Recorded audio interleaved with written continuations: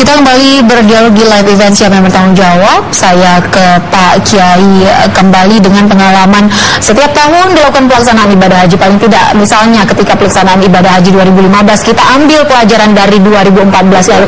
Pernahkah atau memang rutinkah dilakukan pembahasan atau seperti agreement gitu di awal sebelum pelaksanaan ibadah haji 2015 antara pemerintah Indonesia dengan pemerintah Arab? Selama ini komunikasi yang terjalin seperti apa sih Pak Kiai? Setahu saya meeting-meeting itu ada ya antara namanya bahasa Arabnya Wizaratul Hajj di sana dengan Kementerian Agama di sini ada sebenarnya, tapi yang saya tahu hanya sekedar rutinitas, hanya sekedar saling informasi bahwa nanti kesiapan pemerintah Saudi semakin bertambah, rumah sakit misalkan atau klinik-klinik semakin bertambah, MCK cuma itu aja yang saya dengar, saya tahu ya. Nanti dari Kementerian Agama kita atau petugas haji kita sekedar melaporkan jamaah haji sekian, kalau bisa ditambah lagi perumahan, kalau bisa carikan yang paling strategis, yang paling nyaman. Jadi ada rutin sekali.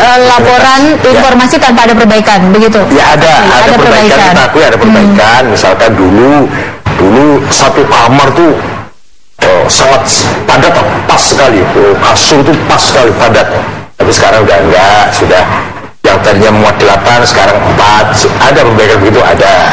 Berarti kalau pertanyaannya Pak Kiai, dari manajemen pelaksanaan haji sampai hari ini yang perlu digarisbawahi, yang paling krusial, yang perlu diperbaiki, yang bagian mananya menurut Pak Kiai?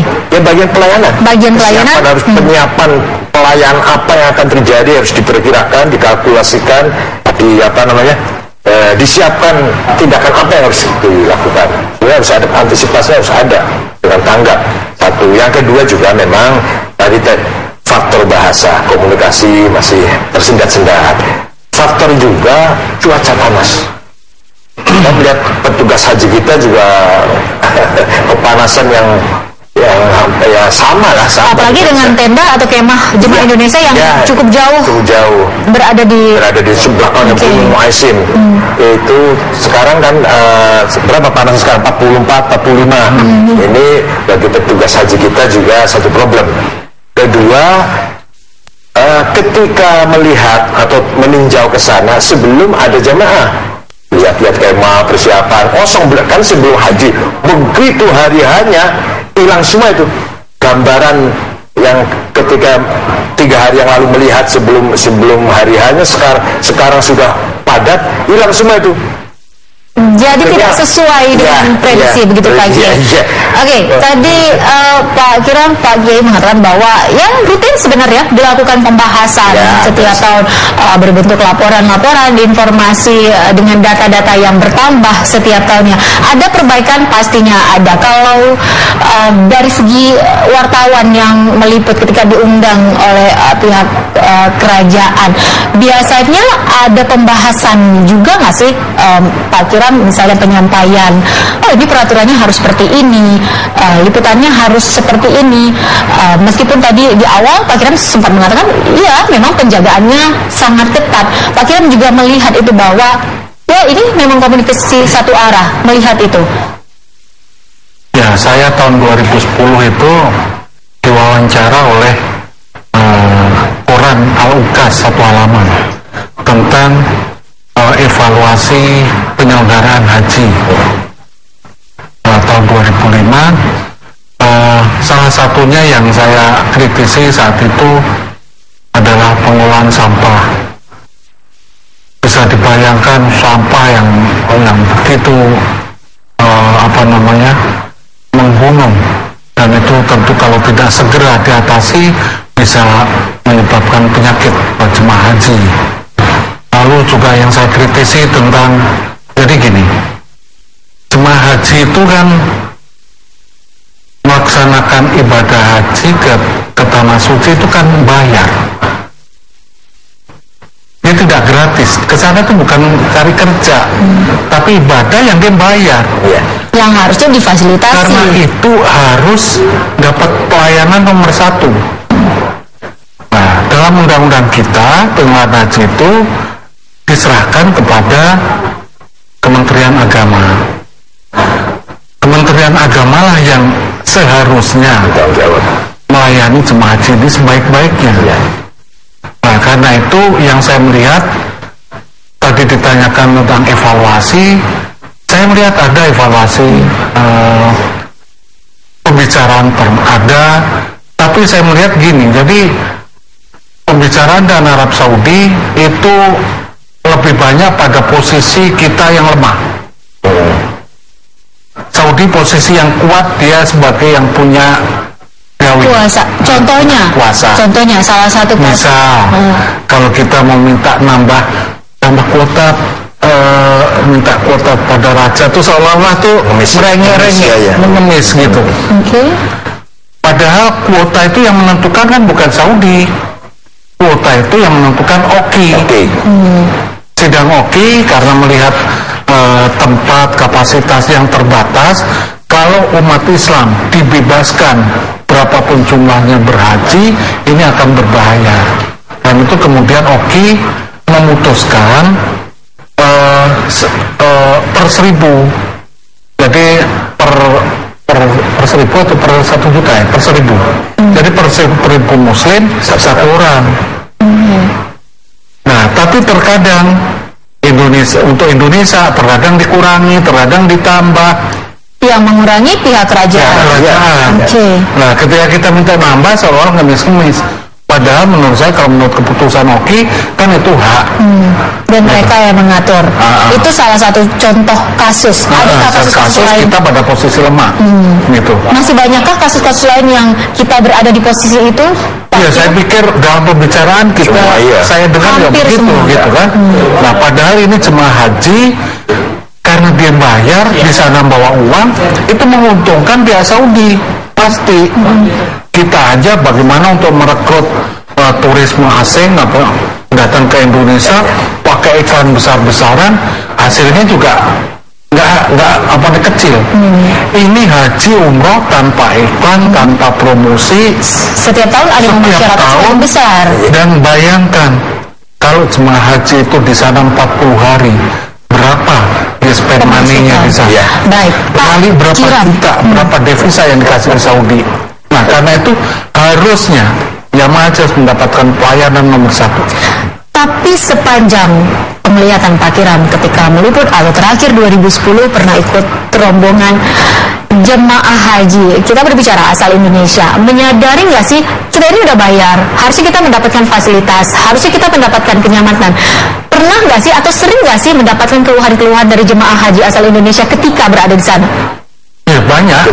Bahkan demo. Salah satu keluhan yang paling sering misal diucapkan mendapatkan jatah penginapan yang jauh dari Masjidil Haram atau Masjid Nabawi, atau mendapatkan penginapan yang tidak sesuai dengan yang dijanjikan. Nah, ini mereka protes. Harusnya ini kebijakan untuk pemondokan untuk harusnya karena mereka bayar, karena ini tuh sudah given. Ini juga atas kebijakan dari kerajaan Arab Saudi untuk penempatan. Kalau ini Indonesia. Nah, biasanya Indonesia itu kan nyewa perumahan yang sesuai dengan anggaran kita. Ada di situ kan ada syarat-syarat perumahan yang itu pakai. Artinya dengan jumlah jemaah haji asal Indonesia yang cukup banyak, cukup besar dibandingkan oleh negara lain, harusnya ini menjadi himbauan juga kepada pemerintah Indonesia untuk bisa segera memperbaiki, untuk ngobrol lagi, untuk duduk bareng lagi dengan kerajaan Arab Saudi khusus untuk pemondokan. Karena kita di sana ngasih duit pada pemerintah Saudi jemaah haji itu. Ya. Jadi ngasih devisa sebenarnya.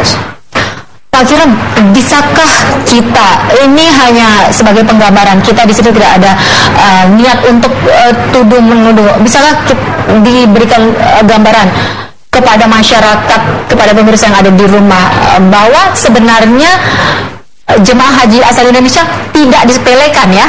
Bukan disepelekan dengan artinya banyak keluhan-keluhan, dengan artinya meminta kuota saja kita harus ngemis-ngemis begitu kepada kerajaan Arab Saudi. Artinya bukan jemaah haji disepelekan kan di sana, Pak Kiram? Ya enggak.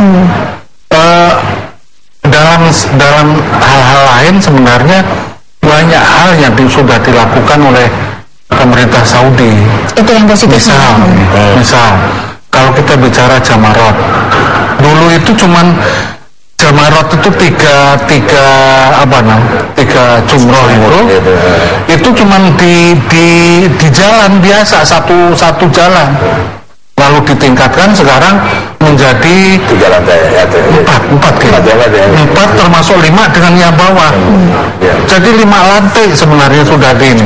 Lalu Masjidil Haram sekarang yang keren jatuh itu dalam rangka memperluas pembangunan Masjidil Haram, dan itu mereka juga menghabiskan miliaran real juga gitu. Oke.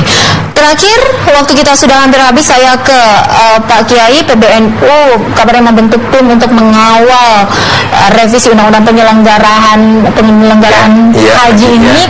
Ini terkait dengan tragedi yang sudah terjadi. Sebelumnya sudah. Kira-kira kedepannya akan seperti apa, Pak Kiai? Yang sudah kita siapkan adalah hendaknya undang-undang haji ada konsekuensi dari pemerintah sebagai penyelenggara haji, dalam hal ini Kementerian Agama, yaitu keterbukaan. Selama ini yang namanya uang kalau sudah disetorkan untuk haji, menurut saya tidak terbuka, atau kurang terbuka sama sekali. Itu masih di awal ya? Di awal ya. Yang kedua, bagaimana kalau pemesanan tempat pemondokan itu, atau katakanlah hotel-hotel itu 10 tahun minimal. Ada berapa item yang dikawal oleh PBNU? Ada 7 saya kira. Ada 7 item, dan ini sudah disampaikan sudah disampaikan. Ada tim sendiri yang itu, tim hukum saya sendiri atau PBNU, bukan saya langsung ya. Udah. Jadi seperti Malaysia itu tabung haji sudah mengeblok beberapa rumah. Tidak setiap tahun. Kita tiap tahun paling tidak, karena menunggu keputusan anggarannya dari DPR. Baik. Jadi, Pak Kiai, paling tidak dengan 7 item yang dikawal terhadap revisi undang-undang penyelenggaraan haji ini, harapannya 7-7-nya bisa masuk begitu ya. Kedepannya pelaksanaan ibadah haji 2016 kita berharap jauh lebih baik, jauh lebih lancar, tidak ada korban jiwa baik itu jemaah haji asal Indonesia ataupun dari negara lain. Terima kasih banyak Pak Kiai, Pak Kiram sudah bergabung bersama kami, memberikan banyak informasi yang bisa mungkin didengar oleh pemirsa yang ada di rumah, bisa memberikan gambaran bagaimana Pak Kiram ketika bertugas di sana dan bagaimana pandangan dari Pak Kiai dari PBNU. Terima kasih banyak.